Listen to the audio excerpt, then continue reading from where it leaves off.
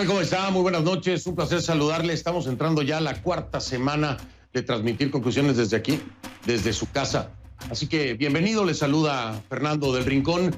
Quiero mostrarle a usted, como todas las noches lo hago, imágenes en vivo de la ciudad de Miami y darle información acerca de datos muy preocupantes porque se elevaron los números de contagio en el estado de COVID-19 aquí en la Florida a 20.601 casos y las muertes subieron a 470.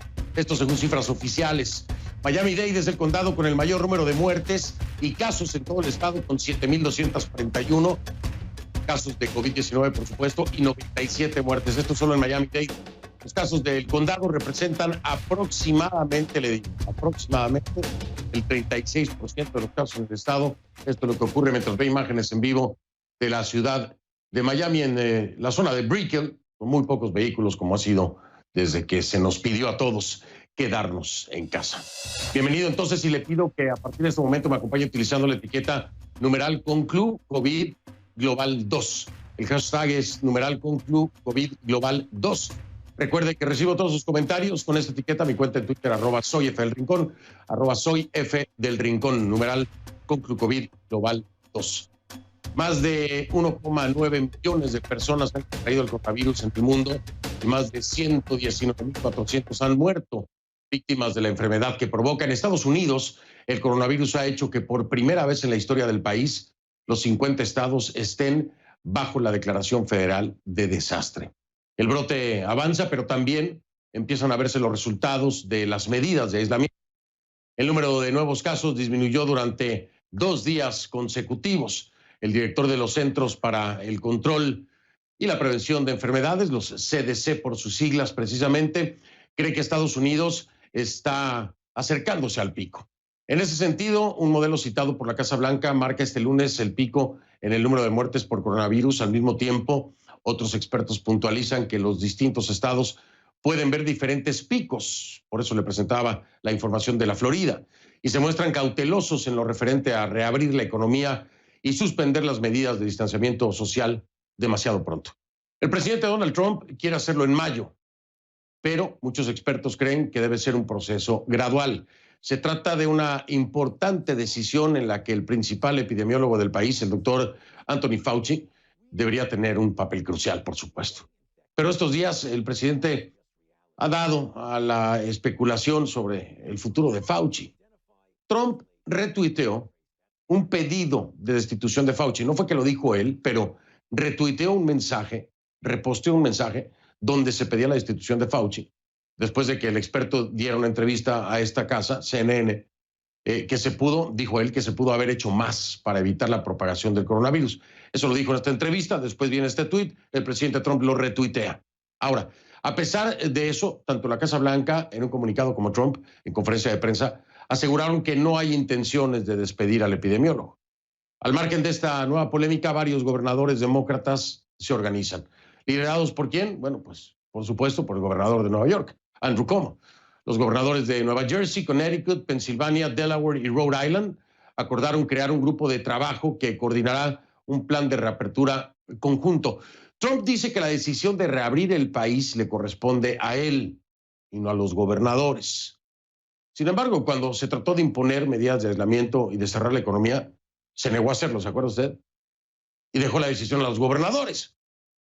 Los gobernadores tomaron sus decisiones. Ahora dice que no pueden, que es él el que las tiene que tomar. Por fin, Mr. Trump. A esta hora se registran en Estados Unidos más de 581,000 casos, 581,600 y más de 23,600, sí, 23,600 muertes por coronavirus.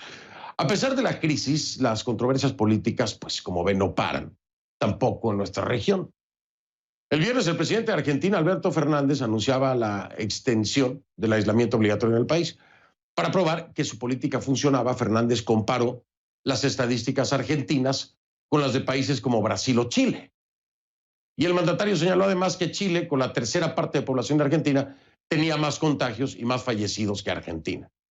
La comparación obviamente no le cayó bien al gobierno del presidente Sebastián Piñera, a ninguno le hubiera caído bien, ¿no? Y bueno, Piñera, por el contrario, defiende que la cuarentena total no es sostenible en Chile. En respuesta a los datos presentados por Argentina, las autoridades chilenas aseguraron que Chile es el país de América Latina que más pruebas hace por millón de habitantes. 10 veces más que Argentina, de acuerdo con declaraciones del ministro de Salud chileno. Y en una entrevista al canal Telefe, el presidente Alberto Fernández aclaró que no es que haya querido entrar en polémica. Escuche usted. Yo sé que Chile tiene un ritmo de testeos mayor. Nosotros tenemos un testeo promedio a lo que se hace en el mundo. La verdad que estamos haciendo una cantidad de testeos que la Organización Mundial de la Salud considera aceptables. También quiero decir que podemos discutir cuánta gente infectada está. Lo que no podemos discutir es cuántas muertes han ocurrido. Y la verdad es que yo no hice esto en desmedro de nadie, porque cuando yo muestro esto no estoy hablando mal de nadie, estoy solo mostrando que nuestra política funciona. Y nuestra política es distinta a la de los países con los que nos comparamos. Pero yo no quiero abrir un debate ni con Piñera, ni con ningún gobernante del mundo. Estoy solo hablándole a los argentinos y después que cada gobierno le explique a quien tenga que explicarle. Bueno, pues ahí lo tiene usted en medio de esta pandemia. Conflictos, roces, tensiones entre mandatarios. ¿Quién lo está haciendo mejor? ¿Quién está haciendo una cosa? ¿Quién está haciendo la otra?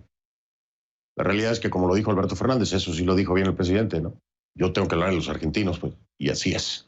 Como Andrés Manuel López Obrador le tiene que hablar a los mexicanos, ¿no? ¿Por qué le digo a Andrés Manuel López Obrador? Bueno, llegó a un acuerdo con los hospitales del sector privado para que colaboren con los del sector público. El objetivo es que los hospitales no se saturen con la pandemia. En virtud del acuerdo, el sector privado cederá más de 3,000 camas al sector público para la atención de casos ordinarios, para que de esa forma los hospitales públicos puedan concentrarse en los casos de coronavirus. Vamos ahora, si le parece, rápidamente a las cifras, como todas las noches, de la pandemia en América Latina y el Caribe. Vamos a iniciar, como siempre, por orden alfabético. Argentina. En Argentina se confirman 2,277 casos y 89 muertos. De ahí nos vamos a las Bahamas con 47 contagios y 8 muertos. Belice, 18 infectados y 2 muertos. Bolivia, 354 casos y 28 muertos. Y en Brasil, 23,430 positivos y 1,328 fallecidos. De ahí pasamos a Chile. Chile, que registra 7,525 casos, 7,525 casos y 82 muertos. De ahí, Colombia, perdóneme usted, Colombia, 2,852 personas contagiadas y 112 muertos. Costa Rica, al menos 612 infectados y 3 muertos. En Cuba se reconocen por parte del régimen 726 casos y 21 muertos. Y en Ecuador la cifra oficial es de 7,529. Eso es lo que tenemos en Ecuador hasta ahora, 7,529 contagios y 335 defunciones. De ahí nos vamos a El Salvador. En El Salvador, 137 casos y 6 muertos. En Guatemala, el presidente Alejandro Yamatei informó de 167 contagios y 5 muertos. En Haití, al menos 40 casos y 3 muertos. En Honduras, al menos 397 casos y 25 fallecidos. En Jamaica, 73 casos y 4 fallecidos. 4 fallecidos, esto en Jamaica. Nos vamos ahora a México. En México, 5,014 contagiados y 322 defunciones, 322 muertos. Esto en México. Nicaragua, solo 9 casos, dice el régimen Ortega Murillo, y un muerto. Eso es lo que dicen. Y nadie sabe, por cierto, dónde está Ortega todavía, le digo. En Panamá, más de 3,470 contagios y 94 muertes. En Paraguay hay al menos 147 casos y 6 víctimas mortales. Y Perú registra 9,784 contagios y 216 muertes. Y de ahí nos vamos entonces a la Isla del Encanto, Puerto Rico. Se cuentan 903 casos positivos de coronavirus y 45 muertos. Escucha esto, en República Dominicana, más de 3,160 casos y 177 muertos. Esto en República Dominicana. En Uruguay, 483 contagios y 8 muertos. Y en Venezuela, el régimen reconoce 189 casos confirmados y 9 muertos. Le repito, para que lo tome con pinzas, según el régimen de Maduro, por supuesto. Voy a hacer una pausa, voy a regresar y vamos a hablar precisamente de Nicaragua. Nicaragua ha sido puramente criticada, no Nicaragua, ni los nicaragüenses, sino el régimen Ortega Murillo, por su manejo de las medidas de prevención del COVID-19. Y nadie sabe hasta ahora en dónde está Ortega. No saben dónde anda. Nadie. Vamos a hablar con Irlanda Jerez, es dirigente nacional y política nicaragüense. Me acompaña en vivo desde aquí, desde Miami. Y por supuesto, como lo habíamos acordado la semana pasada, estaré hablando de nueva cuenta con la alcaldesa de Guayaquil, Cintia Viteri, de Guayaquil, Ecuador. Está conmigo de nueva cuenta Cintia Viteri, alcaldesa de Guayaquil, más adelante en este conclusión. Cierres. Le pido que a partir de este momento me acompañe utilizando la etiqueta numeral Conclu COVID-19 Nica. El hashtag es Conclu COVID-19 Nica de Nicaragua. Vamos a estar hablando precisamente de Nicaragua y el tema del COVID-19, además de pues el misterio de dónde está Daniel Ortega, ¿no? Sus comentarios, por favor, con esta etiqueta Conclu COVID-19 Nica. A mi cuenta en Twitter, por favor, @soyfdelrincón, @soyfdelrincón. Ya le di las cifras en Nicaragua, ¿no? Hemos reportado anteriormente sobre denuncias de medidas inadecuadas de prevención en el país. Pero, ¿qué ha pasado desde que se hicieron estas denuncias? ¿Ha mejorado algo o no? Bueno, por lo pronto, le digo, Daniel Ortega ni siquiera ha aparecido. Y estos señalamientos han venido por parte de todos los organismos que se puede imaginar usted, incluso la propia Organización Mundial de la Salud, ¿no? No está haciendo lo que se tiene que hacer. Le doy la bienvenida entonces a mi invitada, que es Irlanda Jerez. Es dirigente nacional y política nicaragüense, en vivo aquí en Miami. Irlanda, ¿cómo estás? Buenas noches, bienvenida. Buenas noches, Fernando. Muchas gracias. Al contrario, gracias a ti. A ver, Irlanda, ¿tú sabes algo de Daniel Ortega? ¿Sabes dónde está? ¿Tienes información? Ya tiene, ¿qué? ¿Cuántos días son? Casi un mes, ¿no? Exactamente, el día de hoy tiene 32 días de estar ausente. La última vez que se le vio fue a través de una reunión, a través de Zoom, de todos los presidentes de la región del SICA. Son 52 días, pero tiene 54 días de haber salido públicamente la última vez. O sea que el señor Daniel Ortega ha estado realmente ausente y de forma irresponsable e indolente tratando también esta pandemia del COVID-19, junto con la señora Rosario Murillo y todos los que lo acompañan en este régimen. Oye, te quiero hacer una pregunta. Esto es importante para entender qué tan grande es la ausencia. Hemos visto a políticos de otros países no aparecer públicamente, pero de pronto una llamada telefónica en algún programa de televisión, en cadena, etcétera. Ni siquiera hemos tenido una llamada telefónica a algún medio por parte de Ortega. Absolutamente, Fernando. El señor Daniel Ortega no ha dado no solo la cara, sino que de manera irresponsable el régimen Ortega Murillo no ha cumplido ninguna de las recomendaciones de la Organización Mundial de la Salud y de la OPS, sino todo lo contrario, han hecho caso omiso y han desobedecido cada una de estas recomendaciones, exponiendo a toda la población a un contagio masivo. Nicaragua hoy es un epicentro de una epidemia increíble y un peligro para toda la región centroamericana, siendo el único país que no ha cerrado fronteras, que no ha tomado ninguna medida, que ha expuesto a toda la población, que ha realizado planes de verano, totalmente un fracaso, pero ellos no han salido, se mantienen escondidos en su búnker. A la única que se le escucha todos los días a mediodía es a la señora Rosario Murillo a través de una llamada telefónica. Tampoco se le ha visto en televisión ni en ningún acto público. Ahora, vamos a entender algo, Irlanda, porque algunas personas dirán, bueno, pero las cifras de Nicaragua son muy, muy bajas, hay muy pocos muertos, y tenemos que aclarar esto en el contexto de si se puede o no confiar, desde tu perspectiva, en la información que se está dando con respecto al tema de contagios y muertes que registra o acepta el régimen Ortega Murillo. ¿O hay algún otro ente que esté manejando diferente información? ¿Qué sabes de esto, Irlanda? ¿Se puede confiar o definitivamente no? Definitivamente que no, Fernando. El régimen Ortega Murillo, además de ser un régimen violador de todos nuestros derechos humanos, son mentirosos, han falseado todas las cifras del COVID-19, pero si tú miras, son 9 casos que se reportan y todos importados con un muerto. Si sacamos porcentualmente, tenemos el porcentaje más alto de la región, de casi el 12% de fallecidos, de acuerdo al número que ellos dicen de tener, aunque seamos de 9 casos, el porcentaje sería el 12%. Hay un observatorio de la salud que han llevado los médicos paralelamente, de acuerdo a un diagnóstico presuntivo de los síntomas que presentan los pacientes, donde han podido monitorear a este 11 de abril 202 casos. Sin embargo, los profesionales de la salud, el sistema de salud en Nicaragua es el peor de todo este continente. Está totalmente destruido, no hay ningún tipo de sistema de salud que pueda hacer frente normalmente a todos los problemas de salud que enfrenta nuestra población, mucho menos a una pandemia.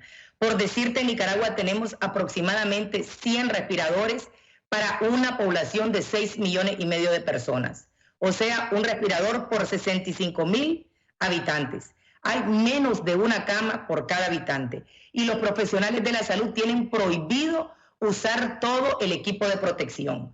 Las mascarillas, los guantes, los lentes, la careta, su traje, su gorro, su bota, está prohibido para que no crean alarma en la población.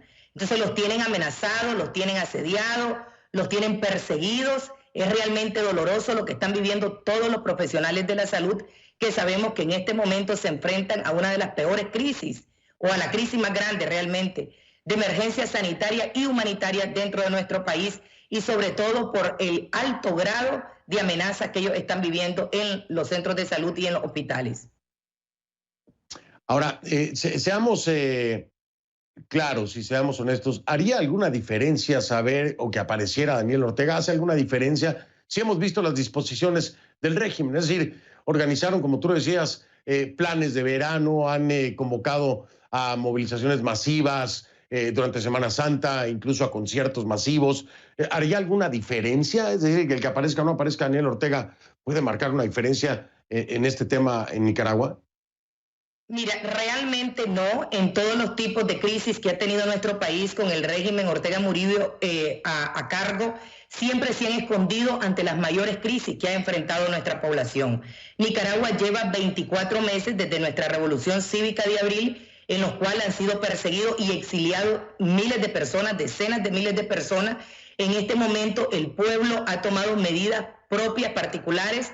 Hemos hecho campañas de quédate en casa, y realmente también hemos planteado un plan de acción ante el COVID y la conformación urgente de un Consejo Nacional de Salvación. Este proyecto de salvación está en su primera misión de buscar y canalizar una estrategia múltiple, humanitaria, sanitaria, social, política y económica, para poder llevar ayuda no solo dentro de Nicaragua, sino también a los nicaragüenses que están en Costa Rica y Panamá, donde se encuentra la mayor parte.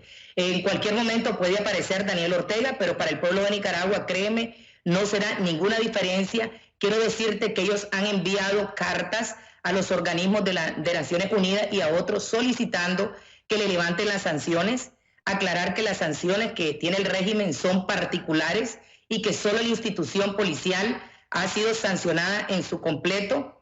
Han solicitado igualmente préstamos millonarios y que le revisen la deuda externa. Nosotros, a través de los países de Cuba, Venezuela y Nicaragua, hemos enviado una respuesta a las Naciones Unidas donde no queremos que se permita este tipo de solicitud y que por favor la nieguen, porque violenta contra todos los derechos humanos de nosotros como pueblo, y especialmente nuestro pueblo nicaragüense, que está en total indefensión hace muchos meses con una crisis agudizada, sociopolítica y económica, y ahora se le suma esta crisis sanitaria y humanitaria, Fernando. Así que no haría ninguna diferencia el Consejo Nacional de Salvación, que hemos solicitado la conformación urgente con personas que están dentro y personas que estamos fuera del país.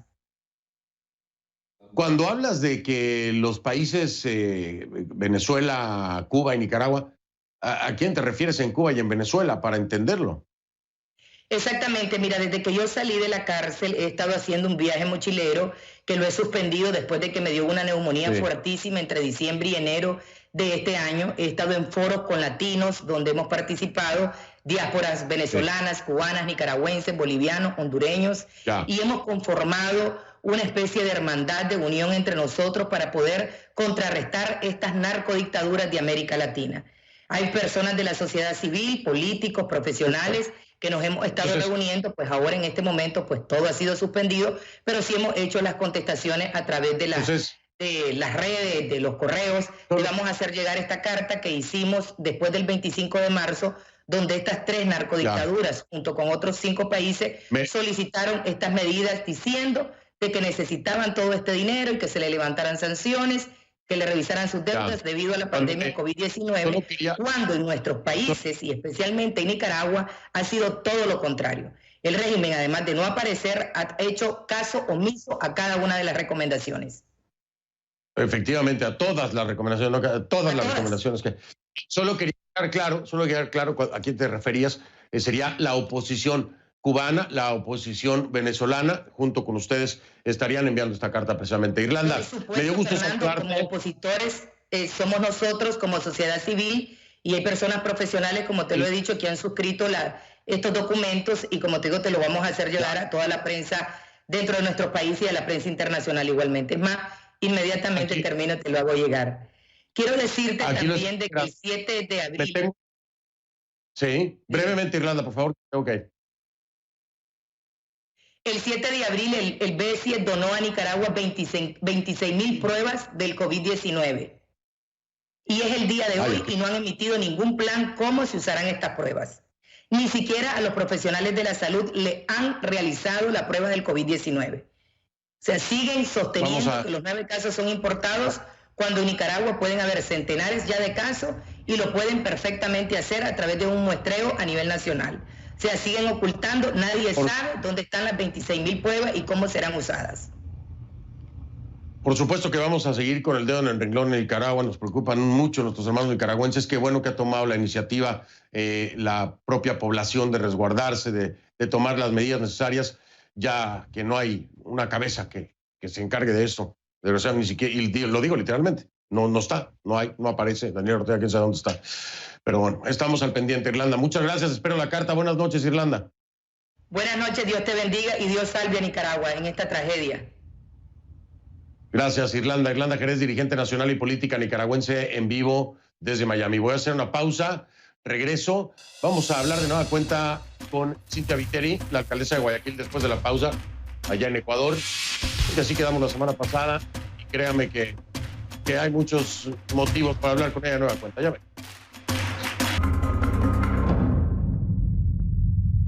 Le pido que me acompañe utilizando la etiqueta numeral Conclu COVID-19 S5. S de Ecuador 5, porque esta es la 5ª vez que estamos entrando de lleno al tema de Ecuador. Conclu COVID-19 S5. Esa es la etiqueta.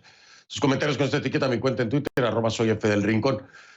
Lo peor en Guayaquil, dicen, está por venir. Sí, así lo confirmó este lunes el ministro de Salud Pública del Ecuador, Juan Carlos Ceballos, quien estimó que el nivel de contagios por coronavirus en esa ciudad podría llegar a su pico máximo en los próximos días. Una vez se llegue a ese nivel, el descenso de la curva de infección podría entrar en bajada, en descenso. Así lo dijo también Ceballos. De acuerdo a cifras oficiales, Guayaquil es la ciudad más afectada por el coronavirus en Ecuador. Cifras oficiales publicadas este lunes dan cuenta de 5,395 casos. Esto representa más del 70% de los casos en todo el país. Las autoridades aseguran que hacen todo para frenar los contagios y por ello, a partir de este lunes, comenzarán a realizarse pruebas rápidas de coronavirus de puerta en puerta, dicen, en Guayaquil. Pero mientras la curva baja y las pruebas llegan, los residentes de Guayaquil siguen desesperados y en busca de respuestas. Vamos a hablar con la protagonista de esta noche, por supuesto.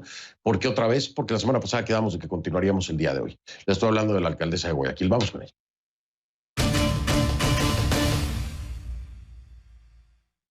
Le doy la bienvenida a Cynthia Viteri, alcaldesa de Guayaquil, en vivo desde esa ciudad allá en Ecuador. Alcaldesa, de nueva cuenta, gracias por estar aquí con nosotros. Fernando, muchísimas gracias por la invitación. Al contrario, gracias a usted, alcaldesa. Déjeme entrar citando esto. Le voy a dar una linda recomendación que no me la ha pedido, que haga más y que hable menos, le dijo el vicepresidente Otto Sonnenholzner después de nuestra entrevista de la semana pasada. También Jorge Huatet le dijo que sin ánimo de polemizar, pero para que la ciudadanía conozca, una parte de los fallecidos está en morgues móviles, otros 100 sepultados ya, todos identificados, dice. No es momento de hacer política, directamente a usted, no es momento de usar a los muertos, tenemos que trabajar. ¿Cómo toma estas dos críticas que le hacen después de nuestra charla la semana pasada Una por parte de Jorge Guatet, que es el encargado de la fuerza de tarea, creada precisamente por el gobierno, y la otra el vicepresidente Otto. Fernando, siempre que voy a responder, pienso si es mi ego o la verdad simple y llana ante una pregunta como la tuya. Y en este caso te voy a decir algo con toda claridad. En la política, la práctica del tenis no es la necesaria o la más justa dentro de esta pandemia, devolver la pelota cuando alguien te ha pegado con la misma. Yo prefiero la destreza del juego de billar, que apuntas, piensas y sabes a dónde vas. Y mi interés aquí es salvar vidas y controlar la contaminación de esta pandemia en Guayaquil. Así es que yo prefiero pasar la página y enfocarme en las vidas y en la gente en Guayaquil. Y se lo pregunto porque no solamente fue con el vicepresidente Otto Sonnenholzner, sino también Jorge Guatet, pero además usted fue más allá. Fue con el presidente de El Salvador, con Nayib Bukele, donde le dice al presidente de El Salvador, le reclamó de tratar de hacerlos ver como la peste del mundo, le dijo. Guayaquil es la víctima de una epidemia mortal, no somos víctimas, no agresores. Entonces, se lo pregunto, como le digo, con todo respeto, pero aquí hay tres fuentes que lo que sienten es que está haciendo política y declaraciones políticas dentro de una emergencia. Y me dice, no quiero jugar al tenis, pero usted lanzó el servicio contra Nayib Bukele, ¿no? Entonces, ¿está jugando tenis o está jugando billar? Dígame qué juega, porque la que se aventó contra Bukele fue usted, no fue Bukele contra usted. Estoy defendiendo a mi ciudad, Fernando, y te digo por qué. Porque somos una ciudad que por ancestros y tradición hemos sido devastadas por pestes, por piratas y por incendios, y nos hemos vuelto a poner de pie. Esta ciudad es el epicentro de una bomba, cuyas ondas expansivas llegaron al resto del país. Dime, por ser las víctimas de esta bomba, ¿somos los culpables de los fallecidos aquí o el mal ejemplo para ser utilizados por presidentes en el mundo? Bienvenido, presidente. Ayúdenos. Pero, alcaldesa Viteri, pero es momento de hacer eso. Es momento de hacer eso cuando ni siquiera los pobres guayaquileños no encuentran a sus seres queridos entre los muertos, hombre. O sea, ¿de qué le sirvió a usted responderle a Bukele? ¿O de qué le sirve a Otto Sonnenholzner y a Jorge Guatet meterse en esta polémica? Acabo de decir, hay gente ahí en las calles. La polémica terminó, Fernando. La polémica terminó con lo que le contesté, eso se acabó, y al presidente de El Salvador le mando un gran abrazo y lo que le pido es que siga mirando a Guayaquil con ayuda técnica, con logística y con todo lo que nos pueda dar. El día de mañana, aparte de cualquier discusión política, yo entro con el plan de detección temprana del COVID. Hablé con el presidente de la República y eso le demuestra lo que acabo de decirle. Hablé con el presidente de la República, Lenín Moreno, por aproximadamente 20 minutos el día de ayer y le dije lo siguiente: para yo poder entrar en Guayaquil con médicos contratados por nosotros, no les estoy pidiendo médicos, con medicinas contratadas por nosotros, tampoco lo pido, y con hospitales y clínicas del día y una red de centros de salud, requiero de las Fuerzas Armadas y de la Policía Nacional.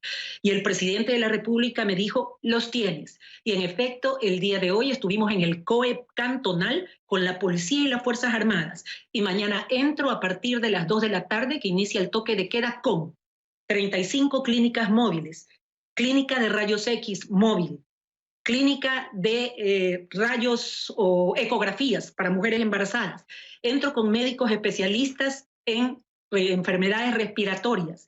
Entro con kits alimenticios y kits de desinfección, con fumigación aérea y fumigación intra y extradomiciliaria, con los Hércules para limpiar las calles y desinfectarlas en cada barrio donde hagamos esta entrada con todo este cuerpo de médicos y especialistas. Bien.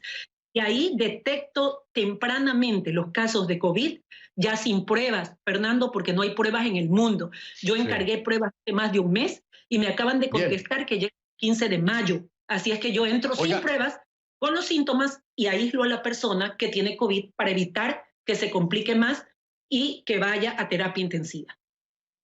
Oiga, entonces, déjeme entender algo, ojalá así sea como lo entendí. O sea, ya por fin lograron encontrar una coordinación de trabajo entre el gobierno nacional y la alcaldía. O sea, ya hubo un punto de encuentro, ¿ya van a trabajar juntos o todavía no? Vamos a trabajar desde el día de mañana en lo que le solicité al presidente de la República, que son la fuerza pública. Yo no la manejo. Y yo no puedo entrar Y a por un eso, sector pero ya le dijo el presidente que sí. sin fuerza pública. Sí, me dijo él que sí. Lo llamé directamente y me dijo que contaba con todo el apoyo de la fuerza pública y mañana ingreso con mis médicos, los kits alimenticios, con lo que pone la ciudad de Guayaquil para salvar a sus hijos y sobre todo, Fernando, se detecta un caso con síntomas de coronavirus, tos seca, fiebre y problemas respiratorios, aún sin prueba, saco a esa persona de ahí, la llevamos a un centro de salud de la red que tenemos, le ponemos oxígeno para que pueda respirar y le damos la medicación que necesita para evitar ser entubado y llegar a la fase final, que prácticamente es la muerte. Con eso entramos mañana con 4.000 personas iniciales en la ciudad de Guayaquil.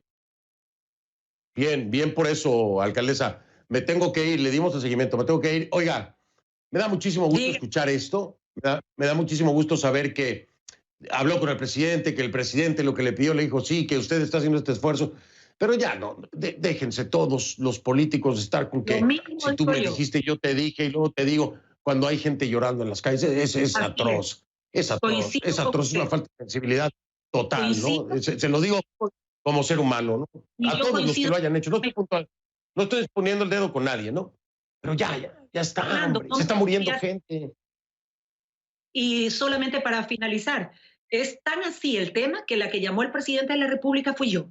Después, justamente del conflicto que empezó, de las declaraciones del vicepresidente, yo llamé al presidente de la República y le dije, tengo esto, ayúdeme con esto, y mañana empezamos el trabajo en conjunto. Y las piezas del rompecabezas tendrán que calzar como se debe en una pandemia. Que la política quede de lado, le doy toda la razón. Todo lo que usted acaba de decir es cierto. Qué bueno, qué bueno. Oiga, alcaldesa, felicidades. Presidente Moreno, si no me está viendo alguien le va a decir, felicidades. Eso es lo que buscábamos todos. Acción, apoyo a los guayaquileños. Ya, qué bueno. Me da gusto. Ojalá sigan avanzando así, alcaldesa. Ojalá sigan. Y lo que necesiten, para eso, aquí estamos con mucho gusto. Le mando un fuerte abrazo, alcaldesa. Me tengo que ir, muy amable. Alcaldesa Cintia Viteri, alcaldesa de Guayaquil. Gracias a usted. Cintia Viteri, alcaldesa de Guayaquil, en vivo desde la ciudad desde Guayaquil, perdón, en Ecuador. Hago una pausa, regreso. Vamos a hablar de la otra pandemia, digo yo, la económica. Aerolíneas tocan las puertas de los gobiernos para pedir ayuda. ¿Quién se las va a abrir? ¿Quién no se las va a abrir? Un problema global. Gabriela Frías, de Portafolio Global, valga la redundancia, me acompaña en vivo desde su casa en Atlanta. Ya ven. Estamos de vuelta, ya está lista nuestra Gabriela Frías de Portafolio Global desde su casa allá en Atlanta. Gaby, ¿cómo estás? Buenas noches, bienvenida. Hola, Fer, gracias. Solo quería agregar a lo que has estado haciendo en el bloque pasado, hablando del Ecuador, que este fin de semana el Banco Mundial pues ya presentó lo que son sus estimados para cuánto van a crecer. Bueno, la región en su conjunto, digamos que 4,6%, una contracción este año, y no se espera un crecimiento de más de 2,6%, sino hasta 2021. Pero hablabas de Ecuador, te doy las cifras de contracción esperadas para este año. 6% Ecuador, México 6%, Argentina 5,2%, Brasil 5%, Perú 4,7%, y así me puedo seguir con toda la región. La parte más interesante es que este lunes hubo una conferencia del Ministerio de Economía del Ecuador con algunos inversionistas y bueno, pues varias fuentes que estuvieron ahí presentes simplemente hablan de un escenario muy complicado que describió el propio ministro. El fin pasado lo dijo, y esto anótelo si usted no es de Ecuador para que sepa más o menos cómo medir, digamos que el agua a los tamales, como decimos, o cuánto dinero tienen las autoridades. El ministro dijo que tiene 5 grandes restricciones su país. No hay espacio fiscal. ¿Qué pasó con el espacio fiscal en su país? No hay ahorros públicos, no hay reservas internacionales suficientes, no tiene acceso a los mercados y no puede expandir el crédito si no recibe dólares del exterior. Una economía dolarizada también, Fernando. Sí, de hecho es una declaración que generó mucha polémica, ¿no? Dijeron que la realidad rebasó a la legalidad en esa misma junta, pero de ninguna manera lo hizo en un tono negativo, sino estaba hablando de los ajustes que se tienen que hacer para poder sobrevivir eso en términos de de la empresa privada y etcétera, ¿no? Tienen que buscar mecanismos nuevos, porque si no, no va a poder Ecuador enfrentar esto. Es muy difícil lo de Ecuador. Gaby, pero déjame preguntarte acerca de las grandes empresas como aerolíneas, ¿no? Que están evitando tener un aterrizaje forzoso, un aterrizaje de emergencia, están buscando pista, tocan puertas para ver quién les echa la mano, y te pregunto, ¿quién toca peta y quién ave peta? Pues sí, como dice el dicho, ¿quién toca peta? Pues las aerolíneas, y que hagan fila, porque todos están tocando peta, de restaurantes, de aerolíneas, en el país que tú me digas. Ese es el tema. ¿Por qué las aerolíneas son importantes? Bueno, han sido un símbolo de globalización, de movimiento de personas por todo el mundo, y en este momento ni siquiera en el 9/11, los atentados terroristas del 9/11 acá en Estados Unidos llevaron a las aerolíneas a tierra por tanto tiempo. Este trimestre es el más crítico para el sector en todo el mundo, Fernando. ¿A qué nivel están operando? 10, 15% de su capacidad. Imagínate cuántos aviones hay en el aire y cuántos hay en tierra, que además tienen que pagar justamente donde los están poniendo en tierra, en los aeropuertos. Y sí, toca peta la aerolínea y el sector de las aerolíneas en la región, y tocaron la puerta, y bueno, nuevamente llevamos, todos los caminos nos conducen a México, este también, tocaron la puerta en México, y debo decir que estamos aliviados porque hace algunas horas nos confirma la IATA, que es la Organización del Transporte Aéreo Mundial, que les acaban de avisar que hay una reunión mañana a la 1:30 de la tarde, hora de México, justamente con la Secretaría de Comunicaciones y Transportes. ¿Por qué digo que hay alivio? Porque el primer contacto que tuvo la IATA con la SCT fue el 12 de marzo a través de una carta. ¿A qué estamos, Fernando? O sea, estamos hablando de un mes en el que no ha habido respuesta. Incluso tenemos en nuestro poder una copia de la carta, y la tienen ustedes también en pantalla, que se le envió al propio presidente de México, Andrés Manuel López Obrador, por parte de la IATA, pues diciendo cuáles eran las situaciones y lo que están pidiendo, entre otras cosas, ayuda financiera directa a las aerolíneas. Vamos a ver si hay países que no van a poder hacer esto. Préstamos y garantías de préstamos, también alivio tributario, tasas aeroportuarias, extender el plazo de pagos. También de lo que toca en el suministro de turbocina, en el caso de México, a través de Pemex. Fernando, CNN contactó también a la Presidencia de la República para que nos confirmaran si efectivamente recibieron esta carta.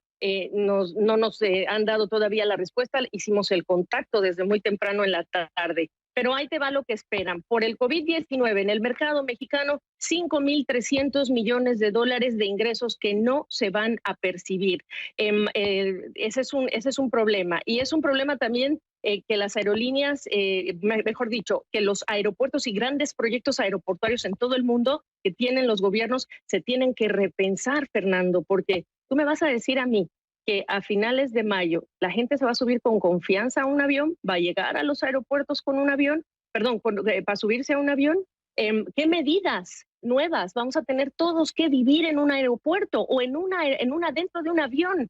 Y las que están por el 9/11 todavía las estamos viviendo. Así que, Fernando, lo que están diciendo, en particular el director de IATA para las Américas decía, nos preocupa de forma grave que no haya respuesta del gobierno mexicano sobre alguna asistencia.